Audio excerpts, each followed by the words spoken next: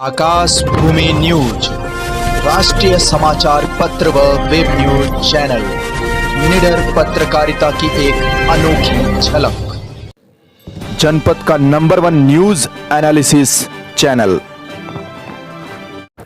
सरकारी स्कूलों में रिकॉर्ड तोड़ एडमिशन, प्राइवेट विद्यालयों की उड़ी नींद।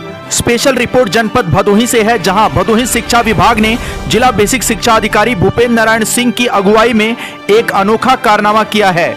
जहां एक तरफ सरकारी सिस्टम पर लगातार सवाल उठाए जाते रहे हैं, वहीं स्कूल चलो अभियान के तहत सत्र 2022-23 में 35,994 का लक्ष्य रखा गया था, जिसके सापेक्ष 1 अप्रैल 2022 तक 38,944 नवीन नामांकन हुए, जिसका प्रतिशत 108.20 रहा। जानकारों की माने तो अगर इसी तरह से सरकारी स्कूलों में नामांकन का प्रतिशत बढ़ता रहा तो आने वाले समय में कई प्राइवेट स्कूलों पर ताला लग जाएगा। बताते चले कि जनपद में प्राइवेट स्कूलों की तानाशाही बढ़ती जा रही थी। स्कूल फीस, ड्रेस और किताबों के नाम पर स्कूलों ने लूट मचा रखी थी। अभिभावकों द्वारा लगातार आवाज उठाई जा रही थी, लेकिन कोई सुनने वाला नहीं था। हैरानी की बात तो यह है कि फीस, किताब, ड्रेस, वाहन शुल्क व अन्य क्रियाकलापों के नाम पर एक अच्छी खासी रकम वसूलने के बाद भी जनपद भदोही में प्राइवेट स्कूल अच्छे शिक्षक उपलब्ध नहीं करवा पा रहे हैं। ऐसा नहीं है कि जनपद में प्रतिभावान और अनुभवी शिक्षकों की कमी है, बल्कि इसका मुख्य कारण यह है कि प्राइवेट स्कूल केवल अपना फायदा बनाने में लगे हैं। फीस तो अच्छी खासी वसूलते हैं, लेकिन शिक्षकों को इसके नाम पर जमकर लूटा जाता है। अर्थात जितनी मेहनत करवाई जाती है उसके हिसाब से तनख्वाह बहुत कम दी जाती है। इसका सबसे बड़ा प्रमाण यह है कि प्राइवेट विद्यालयों में एक साल में कई बार शिक्षक बदले जाते हैं। आपको बता दें कि शिक्षक बदले नहीं जाते, बल्कि अच्छी सैलरी न मिलने के कारण छोड़कर चले जाते हैं। इससे कहीं ना कहीं शिक्षा पर इसका दुष्प्रभाव पड़ता है। हैरानी की बात तो यह है कि यह सब कुछ जानने के बाद भी अभिभावक अपने बच्चों के भविष्य को दांव पर लगाए हुए हैं। अभिभावकों को यह समझना होगा कि जब सरकारी स्कूलों में तमाम सुविधाएं उपलब्ध हैं, तो फिर प्राइवेट स्कूलों में बच्चों को भेजकर उनका भविष्य क्यों बर्बाद कर रहे हैं। सरकारी स्कूलों में कई प्रतियोगी परीक्षाओं को पास कर शिक्षा का चयन होता है, और इससे बड़ी बात तो यह है कि साल में कई बार शिक्षक बदले भी नहीं जाते। धीरे धीरे ही सही, लेकिन सरकारी स्कूलों में अब कंप्यूटर की सुविधा हो गई है। योगा, पीटी, खेल में भी सरकारी स्कूल अपना लोहा मनवा रहे हैं। एक बात हम जरूर कहना चाहेंगे कि सरकारी स्कूलों में व्यर्थ का दिखावा नहीं है, और आजकल के लोग दिखावे की ओर ज्यादा भाग रहे हैं। सोचिए जरा, प्राइवेट स्कूलों द्वारा बच्चों के कंधों पर निजी फायदे के लिए किताबों का इतना बोझ लाद दिया जाता है कि उनका शारीरिक और मानसिक विकास ठीक से नहीं हो पाता। लेकिन प्राइवेट स्कूलों में बच्चों को पैसा कमाने के उद्देश्य से व्यर्थ के क्रियाकलाप करवाकर इतना उलझा दिया जाता है कि उन्हें किताबों के अलावा कुछ सोचने का मौका ही नहीं मिलता। इतना ही नहीं, जनपद में ज्यादातर स्कूलों के हालात तो ऐसे हैं कि पैसा बचाने के चक्कर में स्कूलों द्वारा अप्रशिक्षित शिक्षकों को रखा गया है, जिन्हें मात्र 1500 से 2000 रुपए दिए जाते हैं। इतना सब कुछ जानने के बाद भी अभिभावक अपने बच्चों को ऐसे स्कूलों में भेजते हैं और फिर कहते हैं कि प्राइवेट स्कूल ज्यादा फीस मांग रहे हैं। प्राइवेट स्कूलों की तानाशाही को खत्म करने का इससे अच्छा मौका नहीं मिलेगा। हमारा आपसे यही कहना है कि आपने प्राइवेट स्कूलों में तो बच्चों को पढ़ाकर देख लिया, कितनी प्रगति है आप अच्छी तरह से समझ गए होंगे। अब एक बार सरकारी स्कूल में भी बच्चों को पढ़ाकर देख लीजिए, कहाँ अच्छी पढ़ाई होती है आपको पता चल जाएगा। और हाँ, इंग्लिश मीडियम का रोना रोने वालों के लिए यही कहना है कि अब सरकारी स्कूलों में भी इंग्लिश मीडियम वाली व्यवस्था है। हाँ, केवल व्यर्थ का दिखावा नहीं है। जनपद भदोही से सुरेश कुमार मिश्रा के साथ दीपक कुमार मिश्रा की स्पेशल रिपोर्ट। और इसके बारे में क्या कहना? स्कूल चलो अभियान के तहत पूरे प्रदेश में जागरूकता अभियान चल रहा है, और यहाँ भी प्रारंभ हो गया है। और हम विशेष एक शनि रविवार को एक महा अभियान हमने किया था, वो भदोही में हुआ था, जिसमें 9,425-20 के आसपास नया नामांकन हुआ।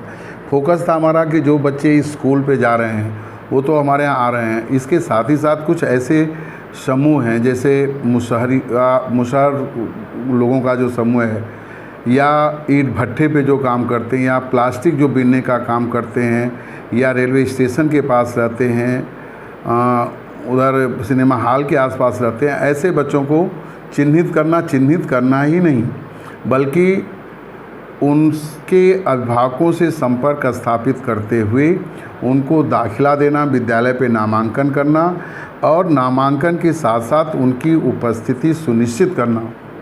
यह मुख्य उद्देश्य है और इस पे हम बहुत हद तक सफल भी हो रहे हुए हैं। अभी रविवार को जो हमारा कार्यक्रम चला था उसमें मुसहर बस्ती के करीब जहाँ तक हमने जो सर्वे किया और हमारे पास जो आंकड़ा आया 1000 के आसपास मुसहर बस्ती के बच्चे आए और उनके लिए मेरे द्वारा एक व्यवस्था की गई, जो जिस स्कूल में उन बच्चों का प्रवेश दिया जा रहा है सुबह उस स्कूल का एक अध्यापक उस बस्ती में जाए, बच्चों को ले करके आए और ऐसा हो रहा है।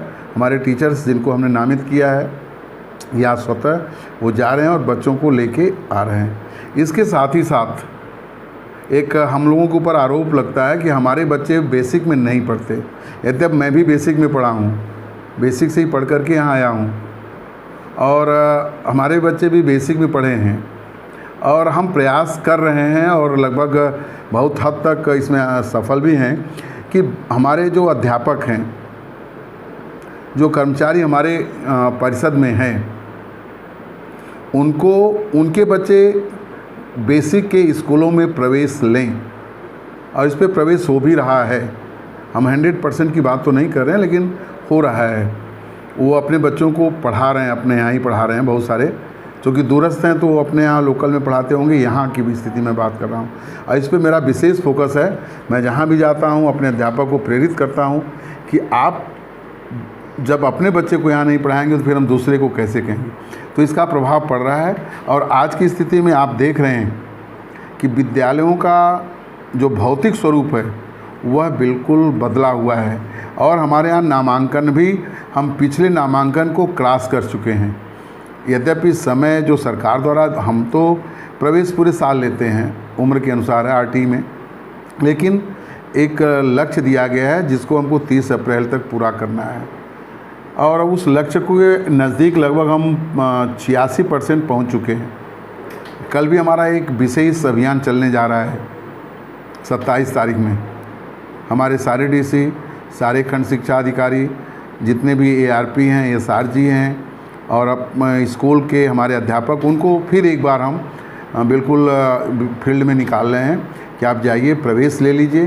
प्रवेश लेने के साथ साथ बच्चों का ठहराव करिए उनकी बौद्धिक क्षमता के अनुसार। जैसे कि एकाक लड़के हमको ऐसे भी मिल जा रहे हैं जिनकी उम्र ज़्यादा है, तो चूँकि एक व्यवस्था दी गई उम्र के अनुसार क्लास देना, तो उस एडमिशन के साथ साथ उस बच्चे को अलग पढ़ाई की भी व्यवस्था स्कूलों पे की जा रही है और यह कार्यक्रम मेरा अनवरत चलता रहेगा। कम 30 तक तो हमको 100% से प्लस जाना है और हम ऐसी व्यवस्था कर रहे हैं। तो समाज में कुछ ऐसे बुद्धिजीवी वर्ग होते हैं जो लगातार आरोप लगाते हैं कि बेसिक जो शिक्षा है वो सही नहीं है, तो क्या आपको क्या लगता है कि ऐसे बच्चे जो पिछड़े हुए हैं समाज में, क्या उनकी जिम्मेदारी बनती है कि उन्हें भी लोगों को प्रेरित करना चाहिए बेसिक शिक्षा में बच्चों को आने के लिए? बिल्कुल। हम आपको बताया ना कि हम स्वयं में बेसिक से पढ़े हैं, हम अपने टीचरों को इसके लिए कह रहे हैं कि अपने बच्चों को आप लाइए, और जो ये कह रहे हैं कि यहाँ पढ़ाई नहीं होती, आज की स्थिति बिल्कुल बदली हुई है और समाज के सारे वर्ग से अभी जिलाधिकारी महोदया ने 2 दिन पहले शनिवार को एक यूट्यूब चैनल हुआ था जिसमें ग्राम प्रधान जुड़े हुए थे, अभिभावक जुड़े हुए थे, उनकी एक अपील थी जिसका सकारात्मक प्रभाव पड़ रहा है और हम अपने सारे अभिभावकों से, ग्राम प्रधान से, अन्य जनप्रतिनिधियों से निवेदन करते हैं, प्रार्थना उनसे एक अपील करते हैं कि वो अधिक से अधिक अपने बच्चों को, बगल के बच्चों को बेसिक मिलाएं। आज बेसिक का स्वरूप बिल्कुल बदला हुआ आप देख सकते हैं और आपको शायद यकीन न हो, हम ये कहें कि मुझे कम से कम 5-6 स्कूलों में फ़ोन करना पड़ता है कि आप इस बच्चे का प्रवेश ले लीजिए और वहाँ बच्चे ज़्यादा हो गए हैं और लगभग हर जगह स्थिति है और थोड़ा सा आरोप लगता रहा है। अब वो चीज़ नहीं है। अब आप देखिए कहीं भी निकल जाइए, अगर सबसे अच्छी बिल्डिंग किसी की है तो वो बेसिक की है। हमारे ख्याल से अब तो प्राइवेट एडेड स्कूल भी बेसिक के स्कूलों के साथ तो उनके सामने वैसे नहीं लगते। और आपको हमको बताने में ये खुशी हो रही है कि अभी कल ही माननीय सांसद जी के नेतृत्व में हमको 25 स्कूलों के लिए 2-2 सेट में कंप्यूटर मिला है, जिसको इंडियन ऑयल ने दिया है और हमने उनसे कहा भी है कि हमको कुछ स्कूलों के लिए डेस्क बेंच बच्चों के लिए दीजिए। उन्होंने कहा सर प्रस्ताव बना के दीजिए, हम दे रहे हैं। तो अपील हमारी सबसे, और साथ ही साथ मैं आपके माध्यम से लोगों से भी ये अपील कर रहा हूँ कि आप अपना सहयोग बच्चों के साथ साथ अगर किसी विद्यालय में, जिस विद्यालय में आप पढ़े हैं, आपके घर का कोई बड़ा है तो उस विद्यालय को आप गोद ले लीजिए, उसको कुछ कायाकल्प के रूप में या अपना जो ज्ञान है उसको दीजिए, कुछ भौतिक संसाधन उपलब्ध कराइए, स्मार्ट क्लास बनाइए। मैं आम जनता से एक तरह से आपके माध्यम से अपील कर रहा हूँ कि इस पर आप विशेष ध्यान दें और लोग इस पर आगे बढ़ें। सही है, मेरे पास भी फ़ोन आता है तो हम कहते हैं भाई ठीक है, आप पहले ये पता लगाए कि वहाँ जहाँ आपका बच्चा पढ़ रहा है, ये हम अपने टीचर से भी कहते हैं, उनसे भी कहते हैं कि आप बिल्डिंग देख करके प्रवेश ले रहे हैं। हम तो आपको सरकार ने, हमसे मतलब सरकार आपको ड्रेस दे रही है, जूता मोजा बैग पाठ्य पुस्तक दे रही है, और पाठ्य पुस्तक वो दे रही है जिसमें झोले का बोझ कम है और उसको बच्चे को सोचने समझने की क्षमता ज़्यादा है। वहाँ तो किताबों के बोझ से ही बच्चे दब जाते हैं, यहाँ किताबों का बोझ जो सरकार एक निश्चित पाठ्यक्रम उसके अनुसार देती है और बच्चे को सोचने का पूरा अवसर प्राप्त होता है, और गार्जियन भी अगर थोड़ा सा मेहनत कर देता तो बच्चा बढ़िया निकल जाता है।